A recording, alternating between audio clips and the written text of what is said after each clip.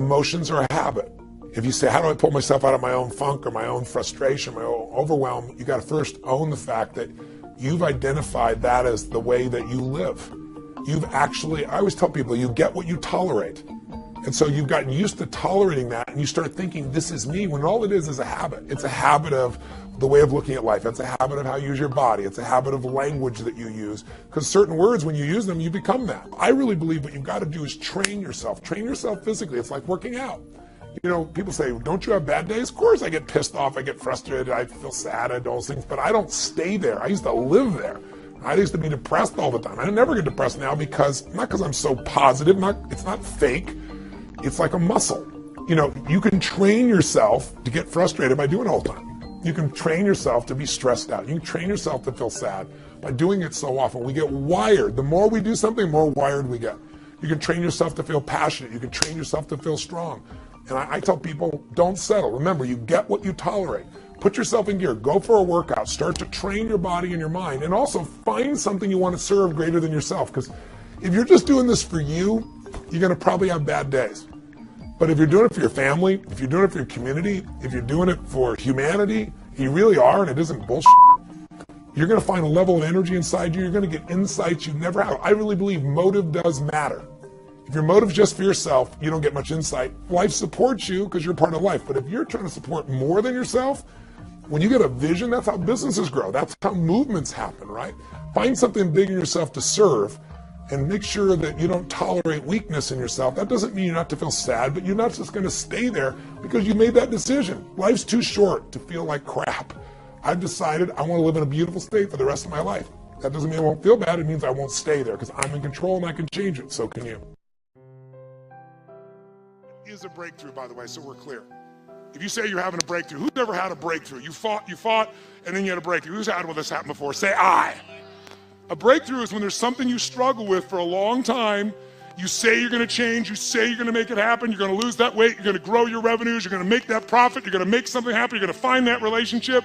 You're going to stop smoking, and you get right near the edge, and then you pull back. Who's done this multiple times before? But then finally had a breakthrough. You broke through and actually changed it. Say I. So jot down what a breakthrough is, and let me give you the 3 steps of it. A breakthrough is a moment in time. That's what it is. It's a moment in time. It's a moment where suddenly what was impossible becomes possible. And what makes it possible is you take immediate massive what? Immediate massive what? Action. For that to happen, for the impossible to become possible, and for you to have action that's going to get results, really, I found over the years, any kind of breakthrough that you're going to have requires 3 things to it. And if you never see me again, and you're ever in a place where you say, I'm sick of fighting this, I'm sick of not getting results I want, I don't want to just learn more, I want to break through. If you remember this and go back to this simple formula, and by the way, I've made this simple purposely.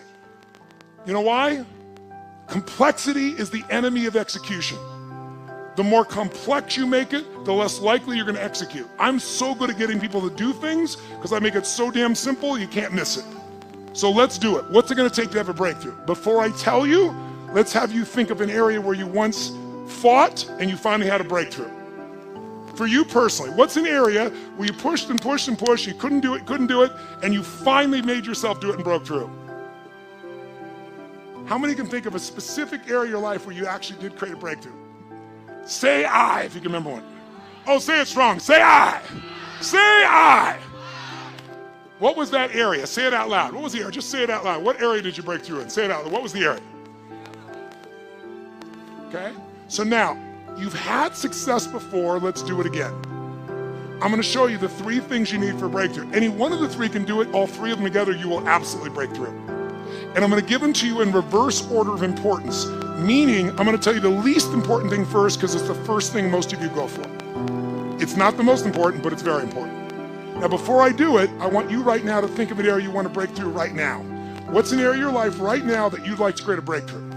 How many can think of something you came here for? I want to change this. I want to rip this open. I want to transform this. I want to master this. Who's got an area of your life right now?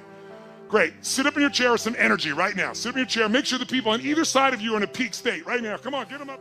All right, right now, pick an area you want to create a breakthrough in. What's an area you want to create a breakthrough in? Money, finance. Great. What specifically do you want to create a breakthrough about money or finance? I'd like some money. Now here's the problem. Ask and you shall. So if she says, I'd like some money, I could give her $1 and go, okay, now you got some money. Let's move on. If you're that general, you're probably getting what you're asking for. You just don't realize it because you're too general. What's the breakthrough you want with money? To be able to travel the world. What prevents that from happening now? Money. So we now know what a real problem is. I'm going to show you what a real problem is in a moment. Somebody else, what's the breakthrough you want? What's the breakthrough? Tell me. Raise your hand. What's the breakthrough? What's the breakthrough you want, sir? What is it? To be a leader for my family. What's preventing you from being a leader for your family? My mindset. What specific mindset? What focus? I'm just not focused enough. I want you to listen to people's answers because you're going to see why people aren't changing because it's so general. Someone else, be honest. What's the area you want to break through in? Yes, ma'am. What do you want to break through in? She goes, I want to break through in clarity of what I want to do with my career. What do you want to do with your career? You don't know. I know you don't know, but if you did know and had to tell me right now, what would you say? I want to be up there talking to thousands of people. She doesn't know, and then when I say, I know you don't know, what's the answer? She fucking tells me the answer instantly. She just has a habit of saying, I don't know. And when you say, I don't know, I don't know, I don't know, over and over again, you tell yourself a story, you begin to believe that story. And once you believe it, it's manifest. How many of you have ever had, when you're a kid, you're eating dinner, your parent says to you, could you get me the salt? And you're enjoying your meal, you don't want to get up, so you don't lie, you say, I don't know where the salt is. It's not a lie, you don't know its exact position in this moment of time. And your parent says, you know where it's in the kitchen. You go, I don't know where the salt is, you go get me, I don't know, you give me the salt right now. What do you say in your head? As you walk in the kitchen, I don't know where the salt is, I don't know where the salt is, I don't know where the salt is. You open the cabinet, really do look. It's not here, it's on the second shelf, they tell you. You think, I don't know where the salt is, I don't know where the salt is, you look and say, it's not here. They come storming the kitchen, they reach right in front of your face, and they go, what is this? Who's ever had one of these experiences? Say, I. Now here's my question, did your eyes see the salt, yes or no? Yes, your eyes saw the salt, but your mind did not allow you to perceive the salt because you told yourself a story over and over again, a belief over and over again, and it didn't want to make you a liar with yourself, so you created what's called a scotoma, or a blind spot. Now, if you listen to all the people here, they're all searching, so let me give you the answer. 3 keys to a breakthrough. Think of the area you want to have a breakthrough in right now. Your body, your money, your relationships, your career, your business, your joy, your happiness, and let's look at what your choices are. First element, there are 3 S's for a breakthrough. First element most people are looking for is they're looking for the right strategy. They're saying, if I could find the right strategy, I could get this result right now. And by the way, my life, I am a life and business strategist. All I do virtually is seek out the world for fine strategies. I find people have been together for 60 years and they don't just love each other, they're intimate, they're passionate, they make love. And I want to know, what do they have different than other people? And I don't think it's luck, and I know it's not luck, and I figure out what their strategies are. They do things that excite each other. And I find out what those things are, and you can put them in anybody's relationship and it's reignited. I find people, I just got done doing a 4-year project where I interviewed 50 of the most wealthy human beings on earth, the greatest investors in history. And these are all people that started with nothing and became multi-billionaires. And I interviewed them, put it inside the book, the very best of what I've learned. I got a PhD from the people that control the world economy, from the Warren Buffetts of the world, from the Ray Dalias of the world. And once I knew what their strategies are, like right now, one of the strategies I put in my book, it's called Money Master the Game. And I believe it's in Australia now. I think it's coming. Is it here yet? A few of you seen here? In this book, I got one of them to actually give me his strategy, and this man named Ray Dalio. He's the largest hedge fund in the world. This is a guy that rich people, they have money to give to a hedge fund guy. The big hedge funds are 15 billion. Ray is 160 billion. He's 10 times larger than anyone on earth. You have to have $1 billion net worth and give him $100 million 10 years ago to even begin investing with him. Now he doesn't care how much money you have, he won't take your money. And I got him to give me the strategy that he has all of his personal money and he's never told it to anyone on earth, and I put it in the book because I convinced him you're not taking anybody's money anyway, so you're not getting, all the money you could ever take, you're taking, you're giving up half your net worth. I'm going to give this to the average person. Anybody that followed the strategy last year beat the stock market. The stock market in the US was 13.2, it did 15.6. In October last year, his strategy, not mine, I just got it from him. The stock market, the Dow dropped 1,000 points in 1 month. It dropped 6%. This went up 0.2%. First 7 days of this year, the market was down 3%. This is up 1%. Right now, it's up 3.5%. The market's up, 2.25%. And in the last 75 years, it's made money 85% of the time. Well, imagine. And when it lost, it only lost 1.6%. And when it wins an average of 10%. If you could go to Vegas and win 85% of the time at 10% and lose 15% of the time, how often would you fucking play? And it's in the book. That strategy you do once a year, you rebalance it, and you're done. That's how powerful it is. And it's only not worked twice, 2008 and in 1932. And in both cases, it did twice as good as everything else, but it did lose money. Now, that's the power of a fucking strategy. But getting it from the best on earth, that's what I do. Now to do that, I spent time, energy, money, effort. It didn't interrupt me. I had to pursue it. I had to expect no answers, but I want the answer, and I got it. So I know the power of strategies if anybody else does. But I want to tell you, most of you want to lose weight, you're looking for the strategy. You want a relationship, you're looking for the strategy. You look at business, you want your strategy. All good things. The right strategy, save you years, save you decades. Convert results in minutes that you would have struggled for forever. So I know the value of strategies. But with all that I just said about strategies, they're not the most important piece to a breakthrough. Because think about it, 70% of the United States is overweight. I don't know the current number in Australia, but it's starting to catch up to the US. Most of the world is catching up to the US. We've polluted everybody else with the same lifestyle. And so guess what? Is it really that hard to be fit and strong? Is it so complex that you'll never understand it? Is that why? Is the strategy complex for fit and strength, to be fit and strong, yes or no? Is it like so unique and special that only the 1% can afford it? No. In fact, don't you have to work your ass off to avoid the information that can make you fit and strong? In fact, today, God forbid, if you wanted to go work out and be trained, how far would I have to leave this building to get to a place where they would train me? How far? There's one right over there, isn't there? And we'd probably drive there. God forbid we'd actually walk to the place we're going to work out and shit, right?